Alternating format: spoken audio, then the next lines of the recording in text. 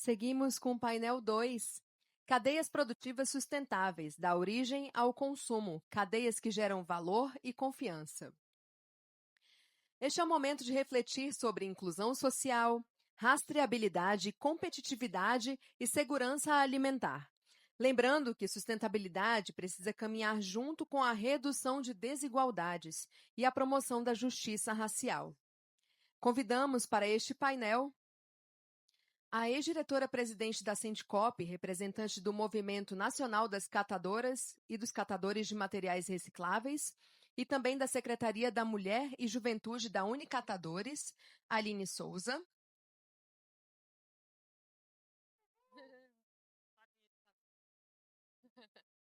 A torcida. É isso aí, Aline, muito querida.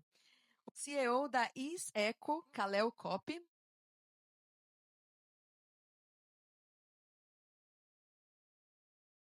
O diretor executivo da Ventura, Breno Prince.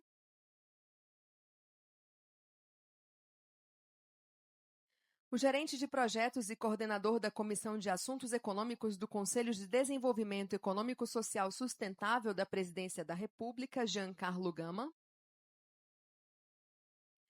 O doutor em Ciências, pesquisador na área de inclusão socioprodutiva de povos e comunidades tradicionais e da agricultura familiar, Anderson Cássio Sevilha.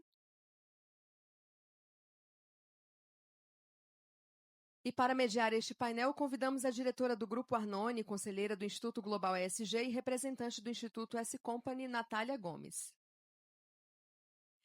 Mais uma vez, agradecemos à Caixa Econômica Federal e ao Governo Federal que tornam possível este encontro.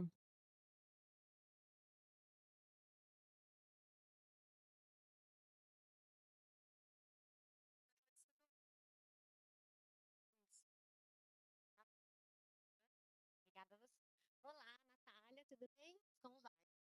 Bem, prazer. Oi. Boa tarde a todos. Pessoal, a gente está com um tempo um pouco reduzido aqui. Eu vou tentar ser uma mediadora aqui, vai puxar a orelha. Brincadeira. É um prazer imenso estar aqui em mais o Global Meeting, das principais agendas de ESG que a gente tem aqui em Brasília e no Brasil, tá? Estou muito feliz em representar mais uma vez o Instituto Global ESG. E, bom, hoje a gente vai falar mais um pouco, né, sobre o que tem, a agenda que a gente vem trazendo até aqui sobre economia circular e cadeias produtivas sustentáveis. Aqui a gente vai falar hoje com esse de peso que a gente está aqui sobre parte de sustentabilidade nas cadeias produtivas, tá? Então, a gente vai começar pela nossa estrela Aline, que é ex-diretora-presidente da Gente, hoje os microfones, como vocês devem ter percebido, estão sofrendo alguns problemas aqui, mas está indo. Ela é representante do Movimento Nacional dos Catadores e Catadoras de Materiais Recicláveis. Aline, calma. Som. Esse aqui, gente. Obrigada. Integrante da Secretaria da Mulher e Juventude da Unicatadores. Aline, a palavra é sua, por favor. Obrigada. Peço licença para ficar em pé, não consigo falar sentada. Boa tarde. Meu nome é Aline Souza, eu sou catadora de materiais recicláveis da terceira geração. Minha mãe, que está aqui, também é catadora, minha avó. Atualmente, estou estudando Direito, voltei para a faculdade através de uma grande parceria com o Instituto ESG. Muito obrigado pela oportunidade. Também quero agradecer o convite em nome das catadoras. Somos 72% aqui, só no Distrito Federal. Um índice próximo do índice nacional, que é 80% no cenário de 1 milhão no país. Então, quero agradecer ao Instituto ESG pelo convite. Eu quero aqui poder passar um pouco, né, já que a temática, né, é isso que, voltando um pouco, quero cumprimentar a mesa, deixando de ser mal educada, cumprimentar todos os palestrantes aqui. Nessa temática, eu quero trazer um pouco a realidade do nosso trabalho na cadeia produtiva da reciclagem. E aí, DJ, tem um filmezinho aí de 2 minutos lá do trabalho da cooperativa. Pode passar, por favor.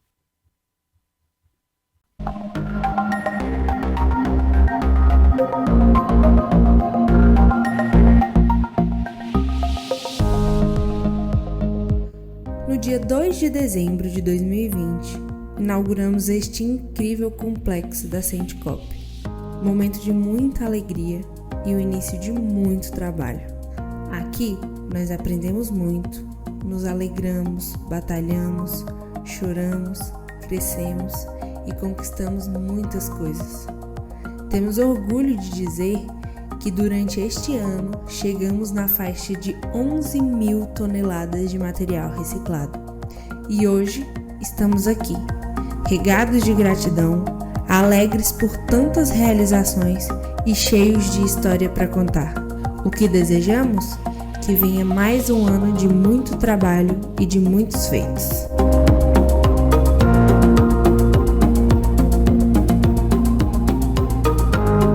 Estou aqui no Centro de Comercialização da Rede Sentcop. A Sentcop ela é uma rede de cooperativas de materiais recicláveis do Distrito Federal. A Rede Sentcop ela tem 21 cooperativas afiliadas, com 1.008 catadores espalhados em todo o Distrito Federal. O nosso papel aqui é agregar valor no material triado pelas cooperativas, material que vem de coleta seletiva, que é coletada em todo o Distrito Federal. Hoje é o SLU quem faz a coleta pra gente, traz para cá, e aqui, quando chega aqui a gente faz a triagem desse material. Aqui no complexo a gente tem 11 cooperativas que trabalham diariamente em 2 turnos, começa às 8 da manhã e termina às 9 da noite. E aqui no complexo a gente tem em média 440 pessoas trabalhando todos os dias. Então eu gostaria de dizer assim para você, da importância de você fazer a coleta seletiva na sua casa. A gente conta com a colaboração de toda a comunidade, a sociedade do Distrito Federal, para que esse material ele aumente cada dia mais e que a gente dê uma destinação correta, evitando que esse tipo de material chegue no aterro sanitário. Você é muito importante nesse processo da separação que você faz na sua casa. Com isso a gente agrega renda para o catador, a gente gera emprego e renda, e a gente também faz uma proteção enorme ao meio ambiente, que é a nossa casa, né? A casa de cada um de nós. A Sentcop e os catadores de todo o Distrito Federal contam com cada um de vocês para que cada dia mais a gente possa crescer nessa questão de coleta seletiva.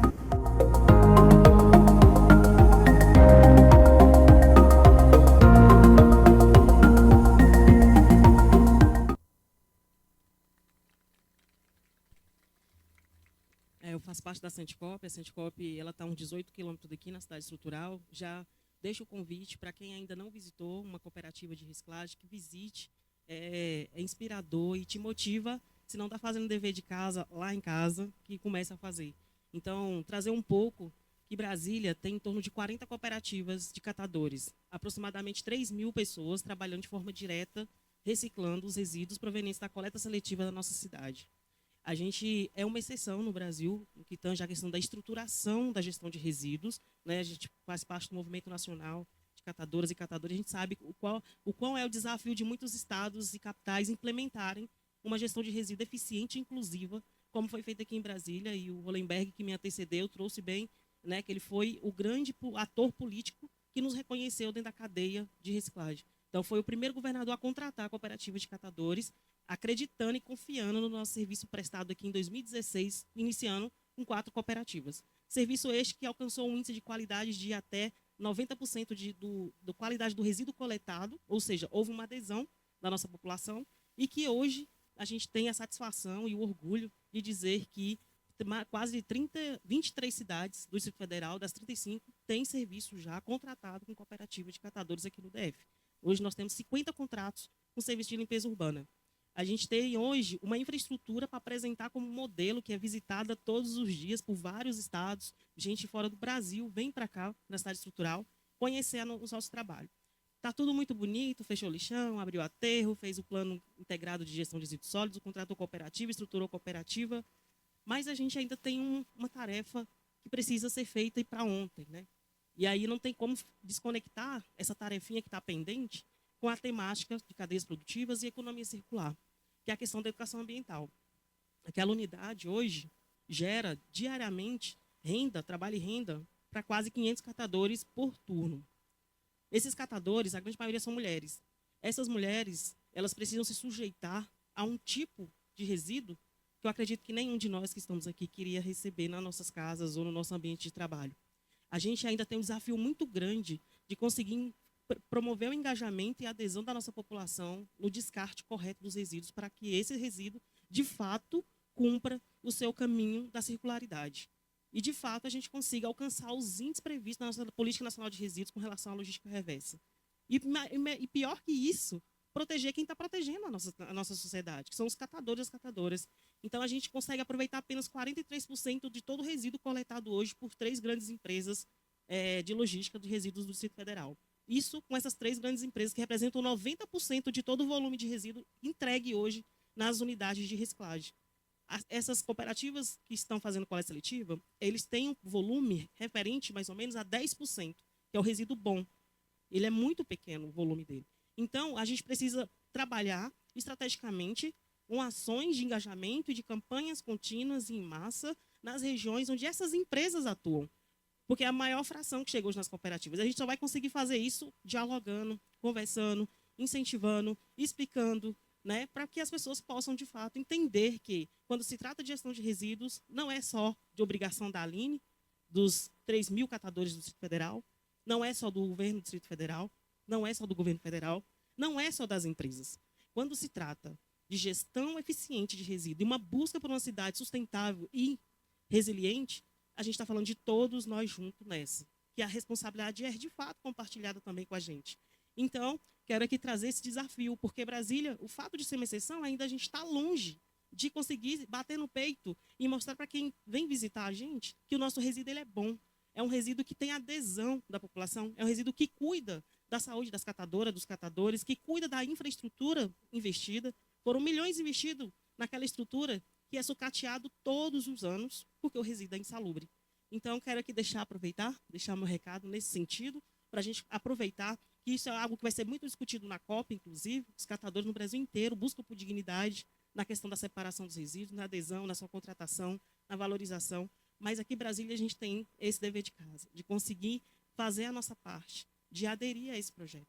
Porque nós somos pessoas que sobrevivemos através desse trabalho, mas a gente também busca pela dignificação do nosso trabalho.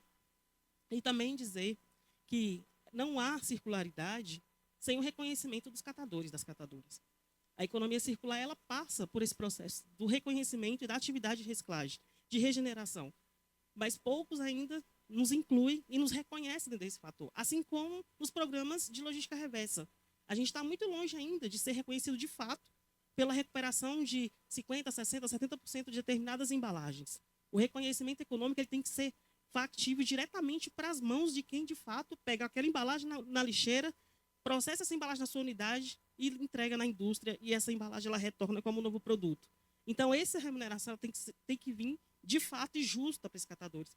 E é buscando por essa justiça social que eu escolhi o direito e que o direito me escolheu. Porque o conhecimento prático ele é importante.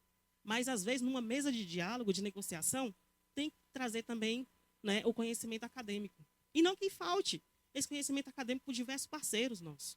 Mas é muito importante, nós que estamos lá no dia a dia, apresentar com propriedade o que de fato acontece e como tem que ser resolvido isso. Então, muito obrigado pela oportunidade. Fico muito feliz de poder estar aqui e ainda com a plateia que eu paguei para mim me parabenizar e me aplaudir no início, porque é importante a gente estar aqui nesse espaço, quebrando barreiras, dialogando. Às vezes as pessoas têm medo, né, de catador, acho que catador é um bicho bruto, mas não, a gente conversa, a gente está aqui para estar esclarecendo, para estar junto, compartilhando, superando. Essa conquista do vídeo, de 13.000 toneladas que Brasília entrega todo ano para o mercado, e muito concentrado na região sudeste, porque é lá que estão as indústrias, é uma conquista que não é só dos catadores, é uma conquista nossa enquanto brasiliense. Porque foram pessoas que entregaram essas embalagens que a gente conseguiu recuperar, entregar para o mercado e fazer essa economia girar também, né? Então, a gente tem muito desafio no caminho, né? São muitos desafios, mas a gente tem que ir por partes, né? E de cada vez vencendo um por um. E um deles é esse, da educação ambiental. Porque todos os governos vão investir em cooperativas de catadores e elas sempre estarão sucateadas, sempre estarão vulnerabilizadas pela falta do resíduo de qualidade. Então, é muito fácil a gente cobrar a ausência de uma política pública. E de política pública, a base legal, nós estamos bem amparados. Nosso governo federal ampara muito bem os catadores, a atividade econômica por meio da base legal. Mas a gente agora precisa da sociedade. A gente precisa que as pessoas comecem a entender que as emergências climáticas, o que acontece de retorno da natureza, não é só, né, por conta da empresa A ou B ou C ou do governo omisso de ou é.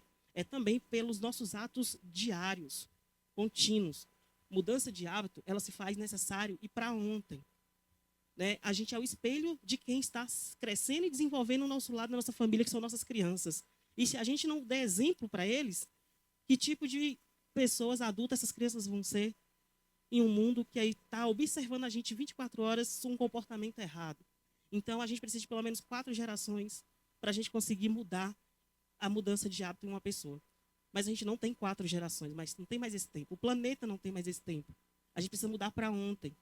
Então, gente, eu sei que depois que vocês me ouvirem, vai chegar lá em casa, na casa de vocês, quando vê lá a lixeirinha com resíduo orgânico, com plástico, papel, alumínio, vai lembrar de mim, vai falar, poxa, a Aline falou que eu não posso fazer isso. Eu vou ter que mudar isso aqui na minha casa. Então, gente, 3 lixeirinhas. Uma lixeirinha para o seco, a lixeirinha para o orgânico, né? Porque o orgânico não é rejeito, o orgânico não é lixo. O orgânico, ele é insumo. Ele sendo bem tratado, ele vira adubo, ele vira biogás e ele vira um novo componente para o mercado. Então, a gente não pode, de forma alguma, colocar o orgânico junto com o reciclável para não contaminar nossas embalagens e a gente não conseguir reciclar. E não pode colocar junto com o rejeito para ir para o aterro e gerar metano. E a gente está com esse calorzão que a gente está aqui agora. Então, gente, 3 lixeirinhas. Reciclável, orgânico e o rejeito. O rejeito é tudo aquilo que não tem jeito. Aí manda para o aterro e lá na frente os caras desenvolvem uma tecnologia para ver o que faz. Mas não dá para ficar do jeito que está. Obrigado, gente. Muito obrigada, Aline, pela sua visão social. Você, sem dúvida, é uma protagonista e por isso que você gerou esse impacto aqui. Não precisava nem ter trazido seus fãs. Eu tenho certeza que quem não era acabou de ficar nesse momento. Bom, vamos seguir aqui, pessoal. A próxima pessoa que vai contribuir aqui com a gente é o Kalel Kopp. Ele é CEO da Iseco, uma consultoria especializada em design estratégico e direção da sustentabilidade. Eles têm diversos projetos em eventos, atua junto com Na Praia. E, Kalel, a gente quer te escutar um pouco aqui, contribui um pouco para o tema de cadeias sustentáveis produtivas, por favor. Maravilha. Boa tarde a todas, boa tarde a todos. Gostaria de cumprimentar, na figura do Sóstenes, a todo o time do Instituto SG Global. Eu fico muito honrado de estar aqui com pessoas tão ilustres, tão importantes, que realmente transformam o dia a dia da sociedade e que estão contribuindo para a construção de um novo paradigma, né? De um novo momento. Bem, o meu nome é Kalel, eu estou CEO da Iseco. A Iseco, como muito bem dito, é uma empresa que trabalha sustentabilidade de uma forma um pouco diferente. A gente acredita que sustentabilidade ela tem que ser atrativa, ela tem que ser irresistível, ela tem que ser simples, ela tem que ser criativa e ela tem que ser acessível. Ela não pode ser exceção, ela tem que ser para todos. A Aline foi brilhante quando falou sobre a finitude, sobre esse momento único. Nós vivemos, enquanto espécie consciente, a única no planeta, segundo os especialistas, vivemos um momento único, né? Um momento de limiar, um momento de percepção em que a nossa forma de se relacionar, a nossa forma de se relacionar com o planeta e com as pessoas, ela não funciona. Ela mostra que a gente ou muda ou é mudado. Isso é uma percepção muito importante e que a gente tem que contribuir. A Iseco ela surge nesse gap, nessa percepção. Eu trabalhava por muitos anos dentro do mercado de infraestrutura básica, linhas de transmissão, rodovias, fazendo monitoramento ambiental, fazendo programas socioambientais. E isso gerava uma inquietação muito grande. Poxa, tanto recurso e tão pouco impacto, tanta coisa que a gente podia estar fazendo de importante. Então essa virada de chave foi o que culminou na Iseco. A Iseco hoje ela se especializou num mercado muito interessante, o mercado do entretenimento. Um mercado bilionário, um mercado que se apresenta como uma oportunidade única para negócios, se apresenta como uma oportunidade única de conexões reais. Então, por que não utilizar toda essa potência para gerar impacto de transformação na sociedade? A gente vem com a seguinte premissa. Eventos são plataformas de comunicação, plataformas de captação de recursos, plataformas de encantamento. E agora imagina, se todo o mercado do entretenimento se utilizasse desse poder para transformar o mundo. E é nesse local de provocação, de utilizar toda essa potência, todo esse recurso para passar uma mensagem. Todo mundo aqui, quando vai para um evento, vai assistir um show, o show do artista favorito, chega para receber uma experiência única, é quase que uma celebração. Eu digo que parece um rito religioso. Você chega com o coração aberto para receber a mensagem da música, você chega feliz, você não quer... Pensa só, se a gente consegue, nesse momento, plantar essa sementinha, mas não de uma forma academicista, não de uma forma arregimentadora, mas de uma forma linear. Sustentabilidade é sobre fechar ciclos, né? A gente está falando de regeneração, a gente está falando sobre como a gente constrói cadeias realmente sustentáveis. E como que a gente utiliza todos esses espaços, todas essas plataformas para que a gente feche esses ciclos. Seja através da reciclagem, através da bebida que a gente consome aqui hoje, que volta para a cadeia e que, mais importante do que tudo, a gente está falando sobre pessoas. A gente não está falando somente sobre a questão ambiental. Não dá mais para desassociar a questão ambiental da questão social. Não dá para falar sobre gestão de resíduos como se fosse uma falha logística. Não é sobre caminhões, não é sobre esteiras mais modernas, não é sobre ter tecnologia para aterro sanitário. É sobre os heróis que estão ali do outro lado fazendo acontecer. Famílias que transformam aquele material em novos materiais e em renda. Então, quando a gente trabalha essa questão logística, a gente está valorizando pessoas. A mesma coisa com todos os outros elos. Quando a gente dá visibilidade para questões tão simples como acessibilidade. E acessibilidade não é somente sobre pessoas com deficiência. Todo mundo aqui um dia vai precisar de acesso.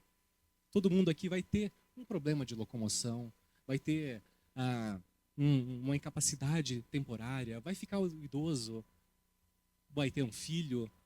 E a gente, às vezes, invisibiliza e coloca isso como exceção. Então, quando a gente fala que sustentabilidade é para todo mundo de verdade. E tem que ser simplificada. Eu poderia ter trago aqui uma apresentação, uma palestra, vários números, mas eu realmente acredito que a parte técnica, a grande lógica de a gente conseguir ter eficiência, de a gente conseguir entregar performance, é o mínimo. A gente tem que trabalhar a partir disso. Indicadores-chave, captação de recursos, monitoramento, métricas. É isso que pavimenta o alicerce para que a gente venha com encantamento, para que a gente realmente consiga construir esse senso de pertencimento. O meu tempo meio que acabou, mas eu queria deixar uma palavra final para vocês, que vai muito numa lógica de cultura pela permanência. Eu sempre motivo as pessoas falando que, se for necessário, para que a gente consiga transformar a sociedade, para a gente continuar pensando no tripé da sustentabilidade, em deixar recursos para gerações futuras, que a gente possa ser egoísta, que seja pelo egoísmo, porque eu quero continuar, porque eu quero que os meus filhos continuem, porque a sustentabilidade também é negócio, a gente está falando de grana. Então, a sustentabilidade dos negócios de vocês, que seja por isso, que seja por esse simples motivo, de que eu quero continuar fazendo pelos meus, porque o papel de cada um não é governo, não são somente o terceiro setor, não é somente as estruturas organizativas, mas é um papel de... Cara, eu quero convidar vocês para uma pirâmide.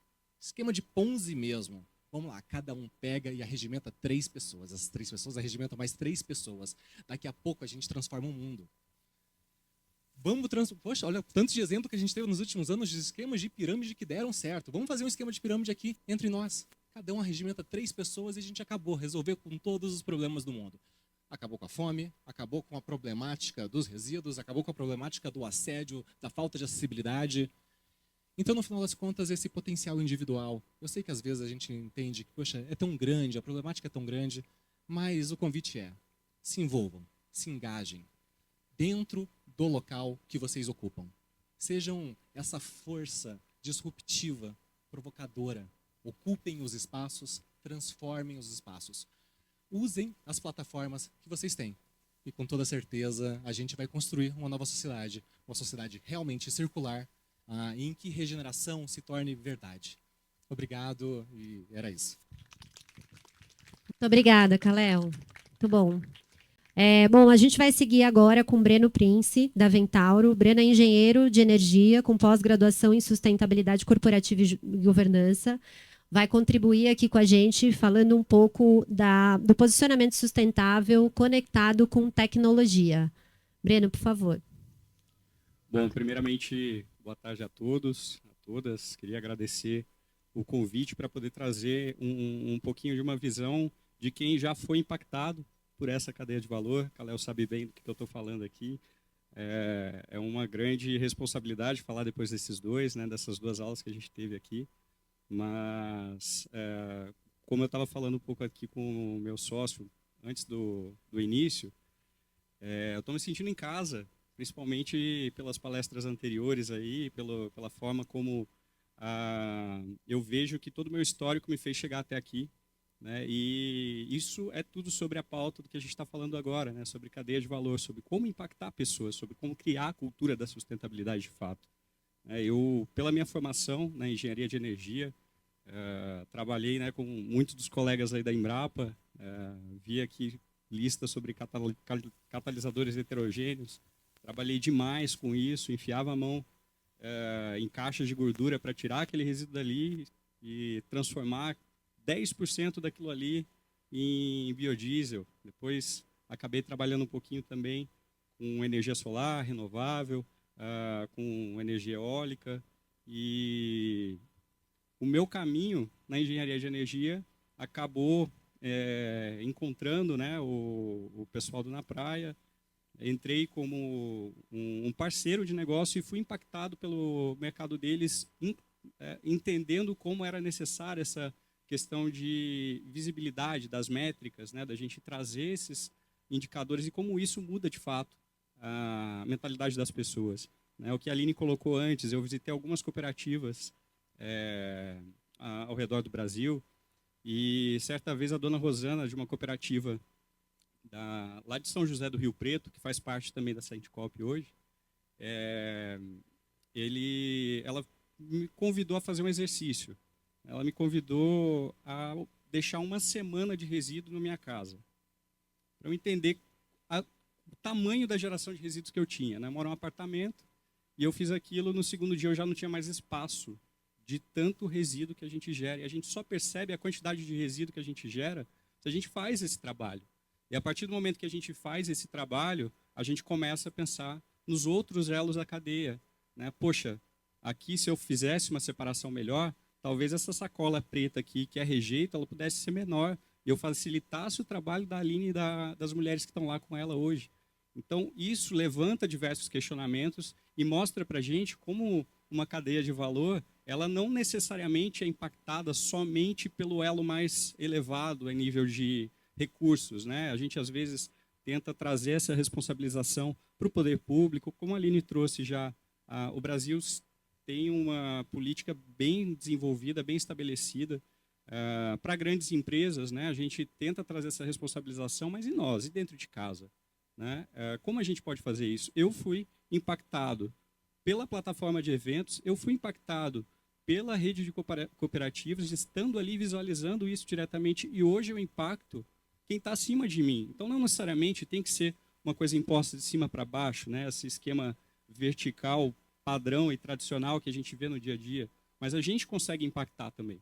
E quando a gente traz essa visão de transparência, hoje a Venturo se posiciona muito no intuito de dar visibilidade, de criar a confiança nos dados e nas informações daquilo que é feito e mostrar para as pessoas, através desses dados, o trabalho da Aline, o trabalho do Kalel.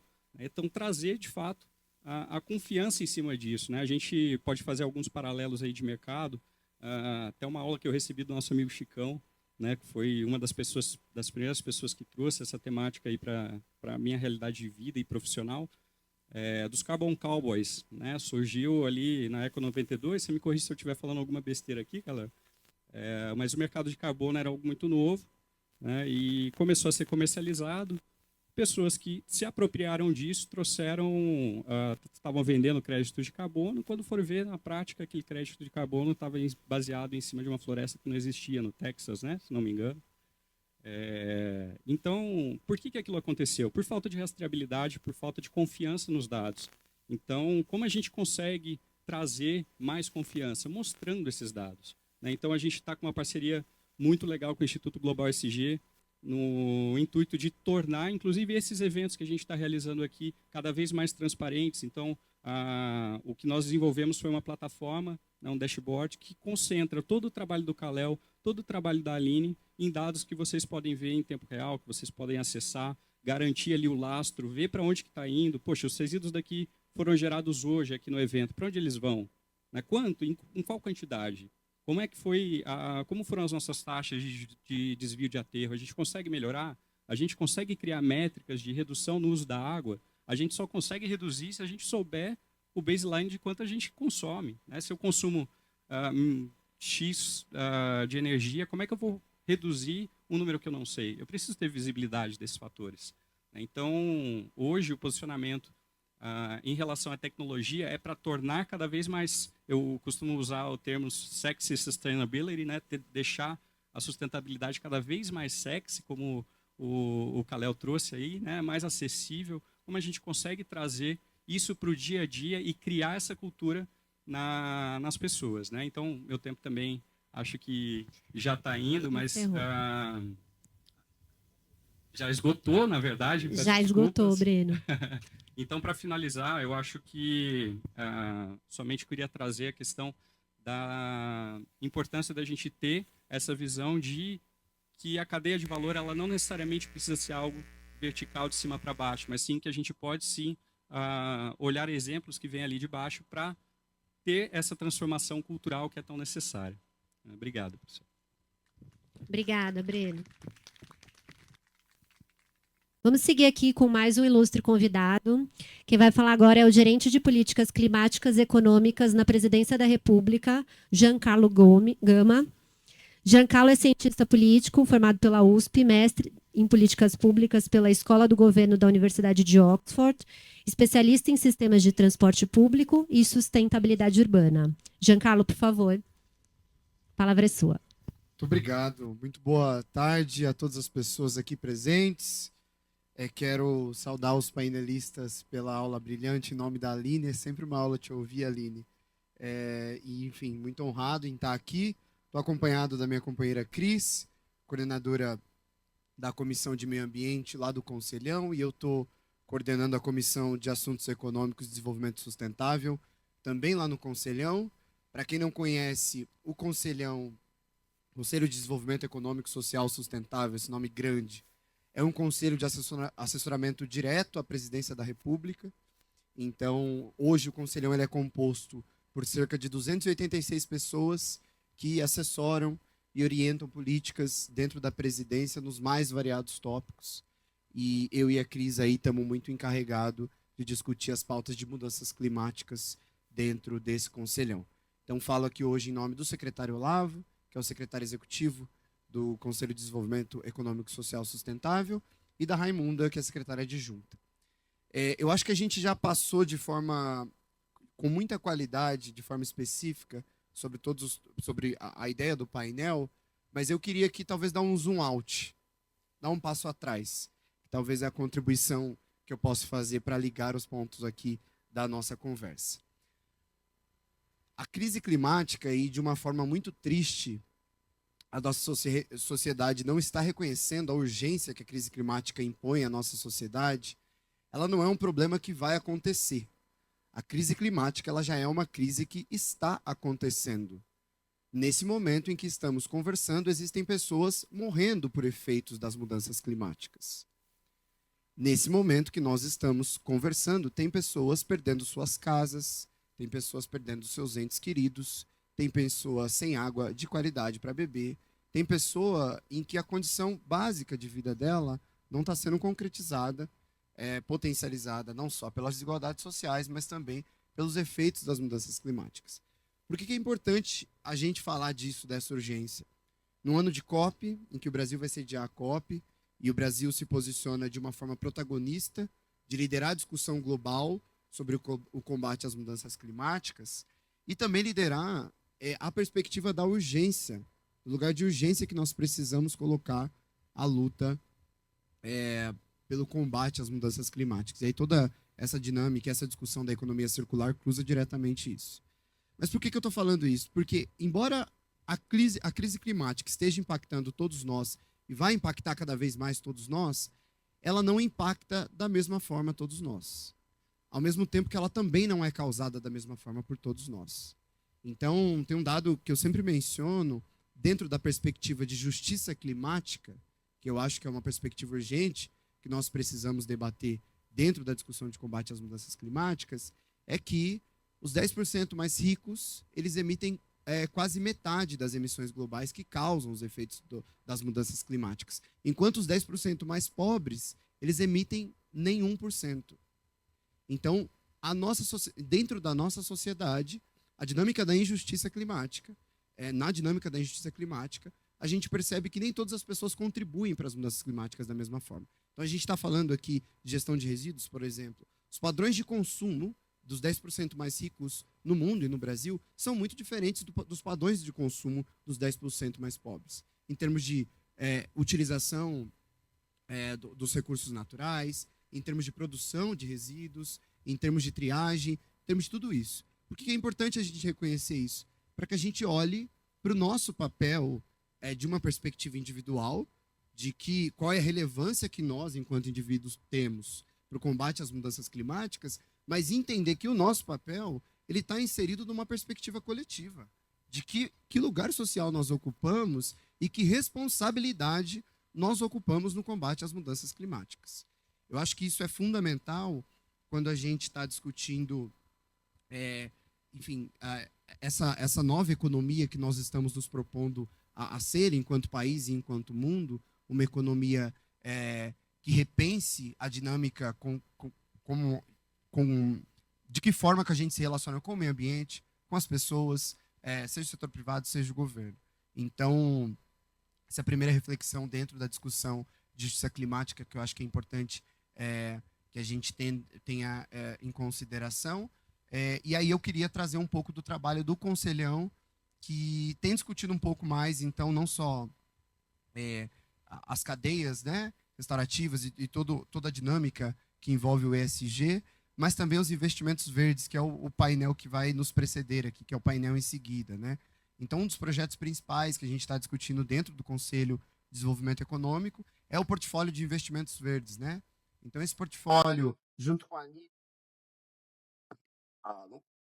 esse portfólio, ele tem mapeado todo o investimento verde que o Brasil tem feito. Então, seja com a ANIB, a Nova Indústria Brasil, que é uma iniciativa aí do MTIC, seja com a BIP, que é uma outra plataforma de investimento do Ministério da Fazenda, os projetos incentivados pelo PAC, os projetos incentivados pelo BNDES. Então, esse portfólio de investimentos, ele organiza todo o investimento verde que o Brasil está fazendo hoje, que chega a quase 430 bilhões entre investimentos privados e investimentos públicos, para essa nova economia verde, essa nova economia que o Brasil pode liderar de forma global. Então, nós, enquanto nação, nós temos um protagonismo não só na nossa matriz elétrica e energética, mas também com relação ao acesso aos recursos naturais e aos potenciais que essa nova economia pode inserir para as discussões econômicas, para a indústria e para toda a dinâmica da sociedade. Então, menciono isso para dizer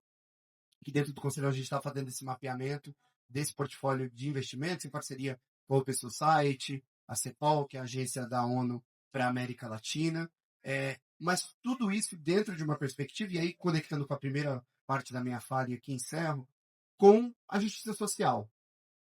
Não tem como a gente pensar no investimento verde, não tem como a gente repensar as cadeias produtivas, sem a gente pensar qual é a condição de trabalho dos catadores, por exemplo, na ponta nas cidades. Não tem como a gente pensar na Global Climate Finance, não tem como a gente pensar no 1,3 trilhões que está sendo debatido para as negociações das finanças climáticas lá na COP, se a gente não pensar como esses recursos estão chegando para a população na ponta. E aí, para a discussão de Brasil, isso representa um desafio ainda maior, porque nós estamos falando de um país de dimensões continentais, mais de 5 mil municípios, em que mais de 90% desses municípios têm menos de 100 mil habitantes, e que não é, infelizmente, uma decisão da Presidência da República, por exemplo, que vai fazer com que o prefeito da cidade XPTO implemente uma ação específica. Então, a gente tem um desafio de governança climática muito complexo no Brasil. Então, por isso que, em todas as falas que eu menciono muito do combate às mudanças climáticas no Brasil, nós precisamos discutir o globo, dar esse zoom o global, dar esse zoom out, mas enquanto a gente não focar no zoom in, no local, nas cidades. Infelizmente, a urgência que nós precisamos para o combate às mudanças climáticas não vai se concretizar se a gente não chegar nos municípios. Eu atuei muito tempo da minha trajetória política e profissional com municípios. Gente, a situação é desesperadora. A pauta das mudanças climáticas não é uma discussão dos municípios. A pauta das mudanças climáticas não está na ordem do dia. A pauta das mudanças climáticas e a urgência das mudanças climáticas não está incidindo sobre as formas com que os gestores públicos tomam decisão no nível local. Então, ao mesmo tempo que nós discutimos o global, o protagonismo que o Brasil tem que ter no global, a gente precisa ir para o local. E aí um dado que me desespera muito, né, é que todos os recursos de climate finance nas últimas negociações climáticas, quase 90% foram para mitigação. É fundamental que a gente fale de mitigação. Nós estamos tendo avanços substanciais no Brasil e no mundo com relação à mitigação, mas pouquíssimo desse recurso está indo para adaptação. E tem gente morrendo hoje por efeitos das mudanças climáticas. Então, acho que esse dado ele ajuda a gente a traduzir um pouco disso. Então, aqui, conclusivamente, só agradecer pelo convite, parabenizar pela organização do evento, parabenizar os painelistas.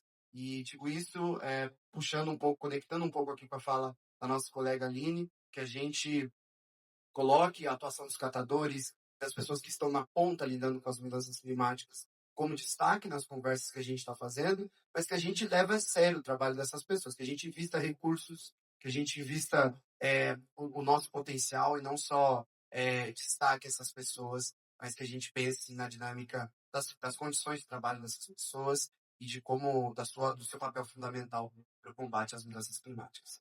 Muito obrigado, espero ter contribuído aqui para a discussão. Carla, muito obrigada pela contribuição.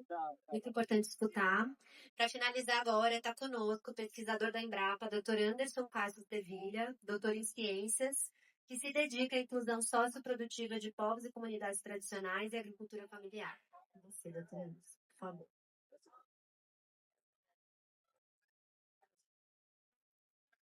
Bom, primeiramente, boa tarde a todas e todos. Boa tarde a todas e todos. Boa tarde a todas e todos.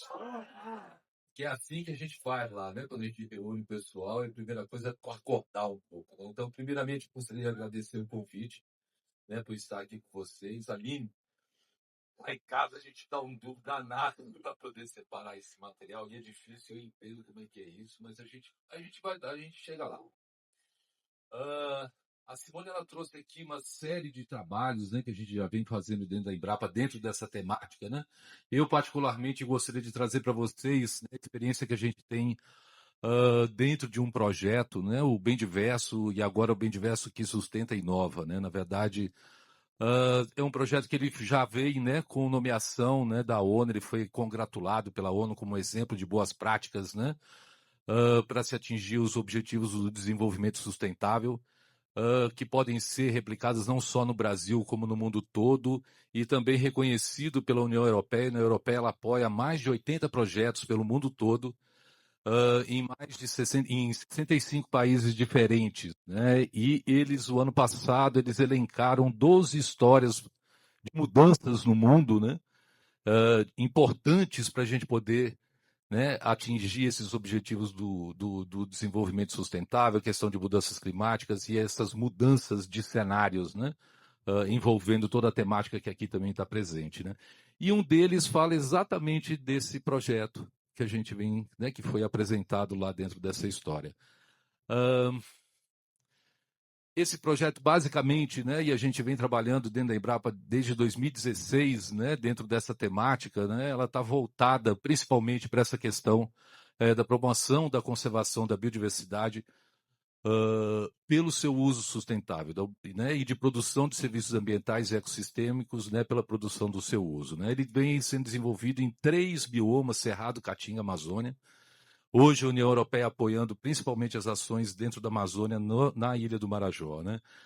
Então, basicamente, a gente junta o conhecimento científico, o conhecimento tradicional, na busca por solução de problemas locais, né? Visando, então, a conservação da biodiversidade, produção de serviços ambientais e ecossistêmicos, e, ao mesmo tempo, pela promoção do seu uso sustentável. Né? E buscando, com isso, trazer independência para as comunidades locais, que a multiplicabilidade de ações, para que elas se apropriem desse conhecimento e a partir, né, dessa troca de experiências eles possam multiplicar esses conhecimentos dentro dos seus próprios locais, para que eles consigam essa independência, né,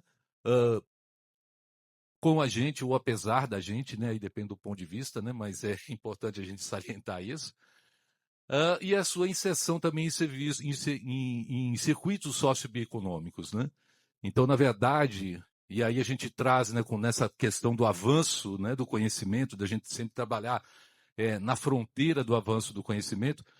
Hoje a gente contrapõe, né, essa questão da bioeconomia em relação à questão da sociobioeconomia, né? Porque a bioeconomia é para quem, né? A bioeconomia hoje ela está apoiada no tripé da sustentabilidade, que é o quê?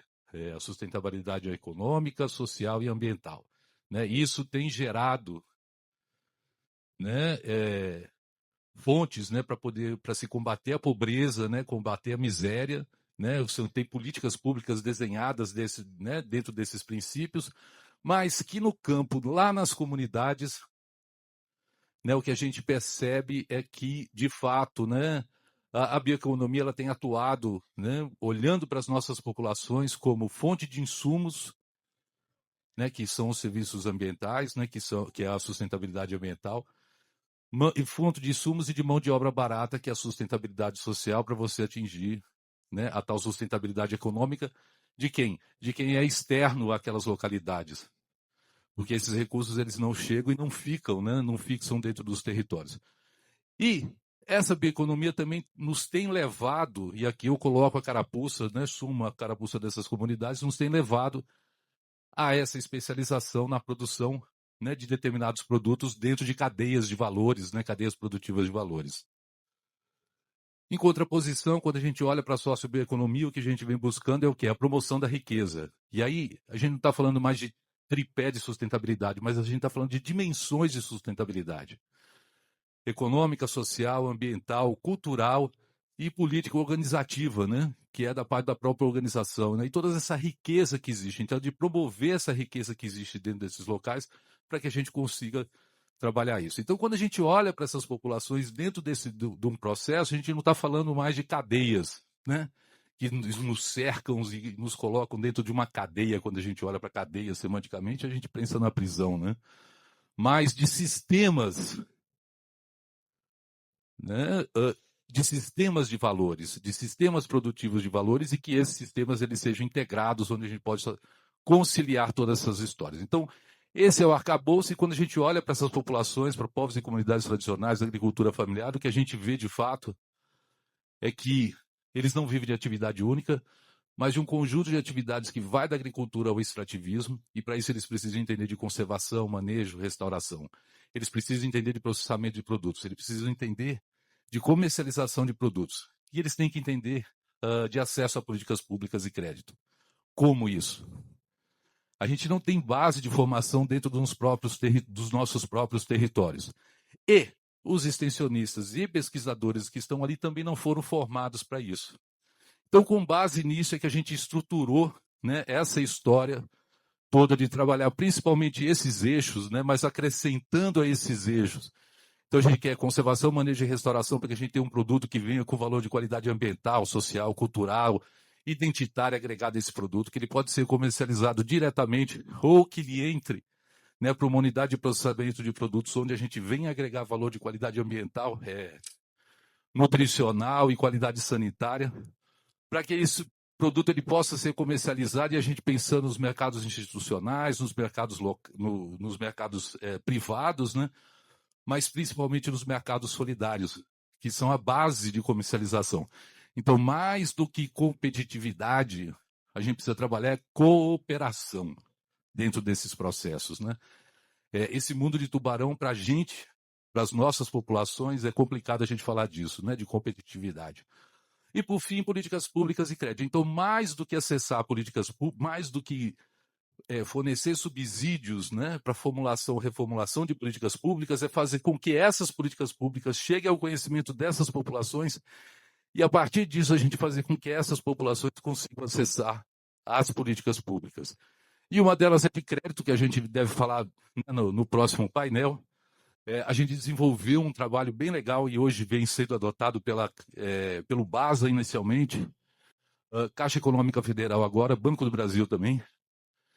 A pergunta básica era por que a gente não pode ter os nossos próprios agentes de crédito, que são pessoas oriundas das suas próprias comunidades, conhecedoras da realidade local das suas comunidades, conhecedoras das tecnologias sociais produzidas pela Embrapa, pelos parceiros, no desenvolvimento nesses diferentes eixos, né, de atuação, onde eu incluo ali a questão da formação de educação financeira, que eu incluo a questão da formação em direitos humanos e direitos da natureza, que eu incluo a questão de juventude, de gênero, né, o papel das mulheres e de outros grupos vulneráveis. Então, isso tudo, como é que ele pousa dentro dos territórios? Ele pousa exatamente em cima dos centros de referência que a gente vem articulando, que hoje são geridos e mantidos por essas populações, e, a partir disso, né, com a formação desses facilitadores, eles passam a multiplicar isso dentro dos territórios. Ou seja, a gente expandindo nossos braços, cooperando, a gente conseguindo atingir outros locais. Esse ano, por exemplo, foram 373 contratos de crédito, 46% feito por mulheres para mulheres. Isso dá mais de 1.200.000 em reais, né, em crédito para trabalhar com manejo de mínimo impacto de açaizais nativos. Uma das tecnologias que a gente sai restaurando a floresta, mantendo a floresta em pé, a gente sai de 1 para até 6 toneladas por hectare por ano produzindo açaí. A gente entra com a meliponicultura e a gente aumenta mais 30%, 35%, então a gente vai até quase 10 toneladas por hectare por ano, aumentando o tempo de safra. Então, isso é um dos exemplos que estão embutidos, né, dentro dessa história toda, e que esse pessoal, né, o mais importante de tudo, foi a primeira vez, né, o primeiro acesso a crédito dentro desse processo. Então, esse crédito é o que mantém essa história toda. Eu acho que aqui o tempo já rodou e rodou. A gente tem muito mais, né? Eu convido vocês para dar um Google aí em Bem Diverso, Sustenta Inova, em Embrapa, e aí vocês poderem compartilhar e poder saber, né? São mais de 10.000 famílias, né, envolvidas dentro desse processo, desenvolvendo novos produtos. E o melhor de tudo, né? São essas populações se apropriando dessa história e, a partir disso, elas multiplicando essas ações. Então, acho que esse é o recado que eu gostaria de deixar. E, novamente, né, quando a gente pensa em economia circular dentro da agricultura, ela tem uma palavra que se chama agroecologia. A agroecologia ela é totalmente circular, né? E aí eu gostaria de pedir o esforço de vocês para poder pressionar o nosso Congresso para que a gente consiga aprovar o PLANAPO, que é o Plano Nacional de Agroecologia e Produção Orgânica, que é a base de todo esse trabalho e que está lá toda a circularidade. Dê um Google lá também o que é agroecologia, vocês vão entender o que a gente está falando, tá bom? Um abraço e muito obrigado e desculpa o passar do tempo. Anderson, muito obrigado. Pessoal, então a gente encerra o painel 2. Muito obrigada. Muito obrigada a todos os painelistas. Foi um prazer estar com vocês e escutar tanto diálogo de impacto aqui. Muito obrigada. Vamos fazer um registro fotográfico. Adoro esse momento. E em breve a gente vai receber a presidenta do Embrapa, a Silvia. Vai ser um prazer, Silvia.